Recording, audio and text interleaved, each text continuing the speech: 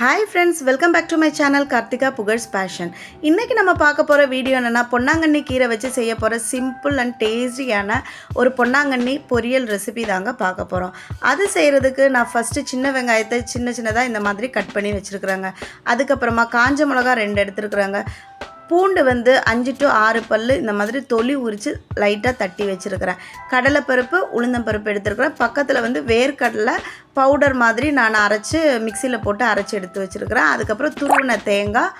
Next ஃபைனலாக நம்மளோட பொன்னாங்கண்ணி கீரைங்க. இந்த பொன்னாங்கண்ணி கீரையை நல்லா தண்ணியில் வாஷ் பண்ணிவிட்டு தண்ணியை நல்லா ட்ரெயின் பண்ணி சின்னதாக இந்த மாதிரி கட் பண்ணி வச்சுக்கலாங்க. அதுக்கப்புறம் ஸ்டவ்வை ஆன் பண்ணி கடாய் எடுத்து ஸ்டவ்வில் வச்சிடலாங்க. கடாய் சூடான எண்ணெய் விட்டுக்கலாம். எண்ணெயுமே கொஞ்சம் நல்லாவே சூடாகணும். சூடானதுக்கப்புறமா தாளிக்கிறதுக்கு தேவையான பொருள் என்னென்னு பார்த்தீங்கன்னா, கடுகு, நம்ம எடுத்து வச்சுருக்கிற அந்த கடலைப்பருப்பு, உளுந்தம்பருப்பு அதையுமே ஆட் பண்ணிடலாம். அதே மாதிரி நம்ம உரித்து தட்டி வச்சுருக்கிற பூண்டையுமே ஆட் பண்ணிக்கலாங்க. இந்த காஞ்ச மிளகா உங்கள் காரத்துக்கு தகுந்த மாதிரி கூட்டவோ குறைக்கவோ செஞ்சுக்கலாம். நான் என்னோடய 2 கிட்ஸுக்கு தாங்க பண்ணுறேன். ஸோ காரம் கொஞ்சம் கம்மியாக தான் நான் போட்டிருக்கணும். அப்போ தான் அவங்க சாப்பிடுவாங்க. இந்த ரெசிபி என்னோடய குழந்தைங்களுமே விரும்பி சாப்பிடுவாங்கங்க. அதுக்கப்புறமா நம்ம கட் பண்ணி வச்சுருக்கிற அந்த சின்ன வெங்காயத்தையுமே இதில் போட்டு ஸ்லைட்டாக கலர் சேஞ்ச் ஆகிற வரை சாட்டே பண்ணிக்கிட்டே இருக்கணுங்க. நீங்கள் வேணால் பெரிய வெங்காயமும் ஆட் பண்ணலாம். ஆனால் சின்ன வெங்காயம் ஆட் பண்ணால் கொஞ்சம் கூட டேஸ்ட்டை என்ஹான்ஸ் பண்ணி தரும்.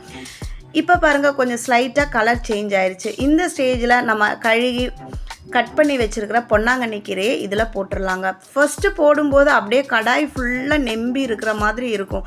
ஆனால் ஒரு 10 மினிட்ஸ்க்கு அப்புறம் பார்த்திங்கன்னா அப்படியே வற்றி நமக்கு கொஞ்சமாக தாங்க கிடைக்கும் பொரியல்.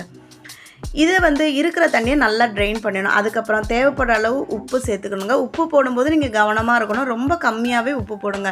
ஏன்னா ஃபஸ்ட்டு கீரை நிறையா இருக்கிற மாதிரி இருக்கும். அதுக்கப்புறம் கம்மியாயிடும். ஸ்லைட்டாக நம்ம இந்த மாதிரி கிளறி விட்டுட்டு மூடி போட்டு மூடி வச்சிடலாங்க. ஒரு 10 to 15 நிமிஷத்தில் அழகாக இது வற்றி இந்த மாதிரி நமக்கு பொரியல் மாதிரி வந்துடுங்க. இந்த ஸ்டேஜில் நம்ம பவுடர் பண்ணி வச்சுருக்கிற அந்த வேர்க்கடலை பவுடரையுமே இதில் தட்டிடலாம்.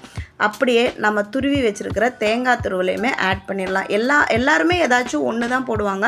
ஆனால் எனக்கு இது 2 போட்டாலுமே டேஸ்ட்டு நல்லா இருக்கிறதுனால நான் இதை 2யுமே ஆட் பண்ணிக்கிறேங்க. அவ்வளோதான் ஃப்ரெண்ட்ஸ். ஒரு 2 செகண்ட்ஸ் இந்த மாதிரி கிளறி விட்டுட்டு நம்ம இதை சர்வ் பண்ணிடலாம். இதோட ஹெல்த் பெனிஃபிட் என்னெல்லாம் பார்த்தீங்கன்னா, இதில் அயன் சத்து அதிகமாக இருக்குது, நிறைய விட்டமின்ஸ் இருக்குது, கால்சியம் இருக்குது, கண்ணுக்கு ரொம்ப குளிர்ச்சிங்க, ஐசைட்டுக்கு இது ரொம்ப ஹெல்ப்ஃபுல்லாக இருக்குது. அது மாதிரி ஹெல்த்தியான வெயிட் கெயினுக்கும் இது நமக்கு யூஸ்ஃபுல்லாக இருக்குங்க. ஸோ இந்த வீடியோ உங்களுக்கு ரொம்பவே யூஸ்ஃபுல்லாக இருந்திருக்கும் நான் நம்புகிறேன். யூஸ்ஃபுல்லாக இருந்துச்சுன்னா please don't forget to like, share, subscribe and comment my channel. Thank you.